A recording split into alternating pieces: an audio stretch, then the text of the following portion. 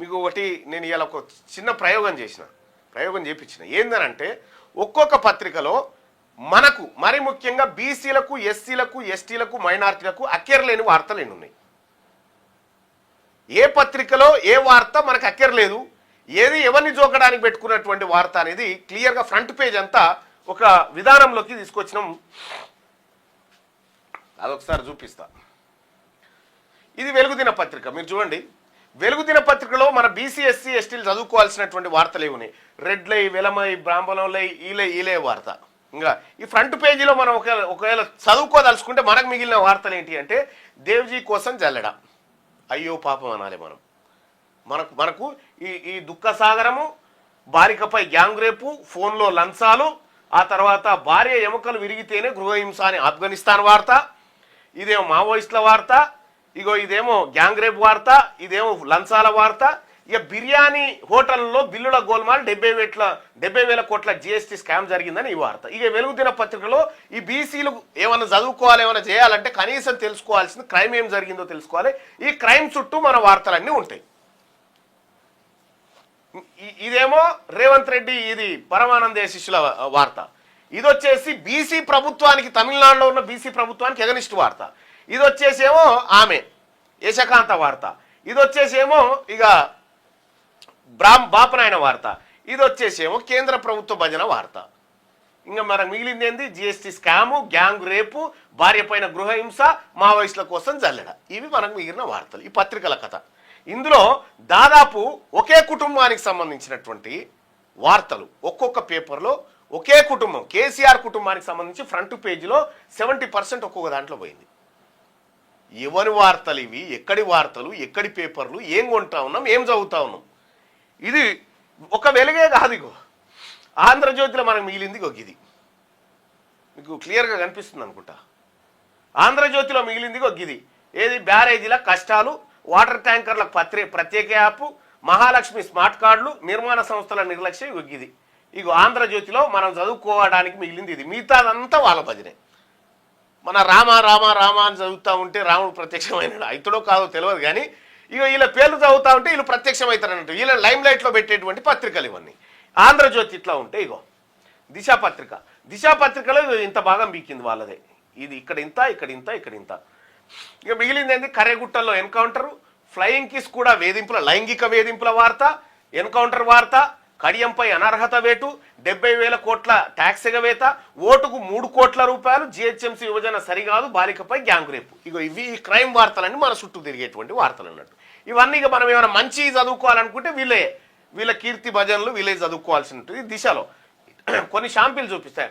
ఈనాడులో మనకు మిగిలింది ఎంత అంటే మొత్తం పేపర్లో 6 గ్యారంటీల చట్టబద్ధత హామీ ఏమైంది, ముఖ్యమంత్రికి రేవంత్ రెడ్డికి కేటీఆర్ బహిరంగ రేఖ. ఇది కేటీఆర్ వార్తే, కానీ మన టాపిక్ కాబట్టి ఉంచినాం. ఇక్కడ 60,000 కోట్ల అమ్మకాలకు ముసుగు, ఇది క్రైము. 8 మంది విద్యుత్ ఉద్యోగుల సస్పెన్షన్, ఇది క్రైమ్. క్రైమ్ వార్తలు మనకు ఈనాడులో, మిగతా మంచి వార్తలన్నీ వాళ్లకు. సాక్షి దినపత్రికలో మనకు మిగిలిన వార్తలు చూడండి. బరాజుల పునరుద్ధరణ ఖర్చు, బరాజులు మనవి కాదు, నీళ్ళు వచ్చేది లేదు. 2029 నాటికి దేశంలో కాంగ్రెస్ పాలన ఉండదు అని చెప్పి బండి సంజయ్ స్టేట్మెంటు. పరీక్షా కేంద్రం గుర్తించేలా QR కోడ్ అని చెప్పి ఒకటి, రామ్మోహన్ నాయుడు రాజీనామా చేయాలని ఒకటి, ఎందుకంటే బీసీ కదా అది. బాబుదే కల్తీ పాపం, ఇదిగో ఆధారాలని చెప్పి ఏపీకి సంబంధించింది, ఎన్కౌంటర్ కలకలం అని ఒకటి. ఈ పత్రికలో ఉన్నటువంటి వార్తలు ఇవి. అంటే పత్రికలలో మంచి ఏదైనా ఉందంటే అది రెడ్లకు వెలమలకు అంటగడతారు, క్రైమ్ ఏదైనా ఉందంటే అది బీసీలకు ఎస్సీలకు ఎస్టీలకు అంటగడతా ఉన్నారు. ఈ పత్రికల మనోభావాలు, ఈ పత్రికలు చూడండి. పత్రికలు ఏం ప్రచారం చేస్తున్నాయి, ఈ పత్రికలు ఉండాల్సినటువంటి లక్షణాలు లేవు. దాదాపు ఒక 20 రోజుల పత్రికల అనాలిసిస్ తీసుకొచ్చినాం.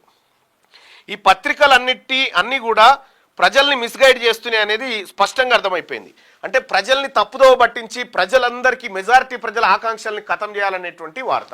ఇప్పుడు దిశ పత్రికలో ఒక వార్తను చూసిరు కదా, ఇంకా అది కూడా మళ్ళా వాళ్ళ దగ్గరకు వచ్చినప్పుడు అది వార్తగా ఉండదు. ఇప్పుడు దిశ పత్రికలో ఓటుకు 3 కోట్లు, ఏది కేతానపల్లి కాడ ఒక కౌన్సిలర్ని కొనడానికి మంత్రి వివేక్ ఒక్కొక్క ఓటుకు 3 కోట్ల రూపాయల చొప్పున అక్కడ పంచిండు, ఒక్కొక్కరికి 3 కోట్ల చొప్పున అని చెప్పి ఇక్కడ మనం వార్తను చూస్తూ ఉన్నాం.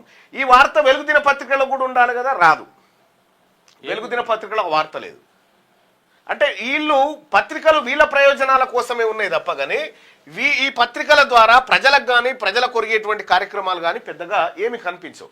సో కాబట్టి ప్రజలారా మనం గుర్తుపెట్టుకోండి, తెలంగాణ రాష్ట్రంలో బీసీల హక్కులు అణచబడడానికి ప్రభుత్వాలు ఎంత కారణమో పత్రికలు కూడా అంతే కారణం అన్నట్టు. ఈ 160% ఉన్నటువంటి ప్రజల వార్తలు ఏడున్నాయో చూడండి. క్రైమ్లా ప్రజలై వాళ్ళ హక్కులు లేవు, వాళ్ళకు రావాల్సినటువంటి బెనిఫిట్స్ లేవు, ఉద్యోగాలు లేవు, లేకపోతే వాళ్ళకి రావాల్సిన రాజకీయ వాటా చర్చ లేదు. గివా ఈ పత్రికలలో మేము క్రైమ్ వార్తలు చదువుకొని ఈ పేపర్ కొనుక్కోవాలా?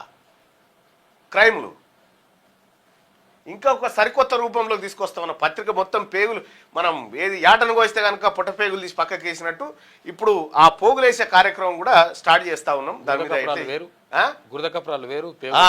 ఎక్కడ తీసేస్తే మేకను కోస్తే ఇప్పుడు అంటే ఒక పత్రికను కోస్తే మేకను కోసినట్టు అనుకోరు. ఒక మేకను కనుక మేకను కట్ చేస్తే ఆ పెండ కసరు ఉంటుంది చూడు, అదేమో బీసీలకు వచ్చింది. ఈ ఆయమున్న సప్పలు ఇవన్నీ ఏమో ఇప్పుడు వీళ్ళ రెడ్లకు వీళ్ళమలకు పోయినాయి అన్నట్టు. ఇగో ఇది కథ, వార్తాపత్రికల కథ. మనకేమో కసరు, మన కసరు ఇంకా దీంట్లోకైనా ఎవడన్నా ముక్కిటేస్తే అగో బీసీలకు ముక్కేసి చూసినా ఎంత అద్భుతం, ఎంత గొప్ప మనసు ఉన్నటువంటి వ్యక్తులు వీళ్ళది ఈ పత్రికలు రాసుకొస్తాయి అన్నట్టు. సో అందుకోసమే ప్రజలారా గుర్తుపెట్టుకోండి, బీసీలకు ఓన్లీ రెడ్లు వెలమలే కాదు, పత్రికలు కూడా చాలా ప్రమాదకరంగా ఉన్నాయి. సో పత్రికల పైన ఒక సీరియస్ యాక్షన్ ప్లాను జరగాల్సినటువంటి అవసరం ఉంది. ఫస్ట్ బీసీలు ఎవరిపైనైనా ఏదైనా చేయాలనుకుంటే ఫస్ట్ పత్రికల పని చేయాలి. ఫస్ట్ పత్రికల పని చేసిన తర్వాత అప్పుడు పాలకుడు చక్కగా అవుతాడు. ఎందుకంటే వీళ్ళు దొంగరాతలు వాళ్ళ భజన చేసిన రోజులు వాళ్ళు ఎందుకు పట్టించుకుంటారు? ఫస్ట్ పత్రికల భాగవతం బయట పెట్టాలి, ఈ పత్రికల్ని కనుమరుగు చేయాలి, ఈ పత్రికల్ని సావోరేవో అనేటువంటి పరిస్థితికి తీసుకురావాలి. అట్లా తీసుకొచ్చినప్పుడు మాత్రమే సాధ్యమవుతుంది. ఇక రెండో విషయం ఏంటంటే ఎవరికి ఎక్కడికి వచ్చే వార్తలా ఇవన్నీ? ఎవరికి ఎక్కడికి వచ్చే వార్తలు? ఈ వార్తలు ఇక్కడ తమిళనాడులో బీసీ ప్రభుత్వం ఉందని, బీసీ ప్రభుత్వాన్ని సుప్రీంకోర్టు తిట్టిందని చెప్పిన ప్రధాన వార్త ఇలా. ఇవాళ ChatGPT, social media, artificial intelligence ఇటువంటి వ్యవస్థలన్నీ వచ్చిన తర్వాత కూడా ఇంకా నాటకాలు ఆడుతూ ఉంటే, ఇంకా బరివాతలు దొరుకుతూ ఉంటే ప్రజలకి ఇంకా ఏం వార్తలు రాసుకొస్తారు మీరు?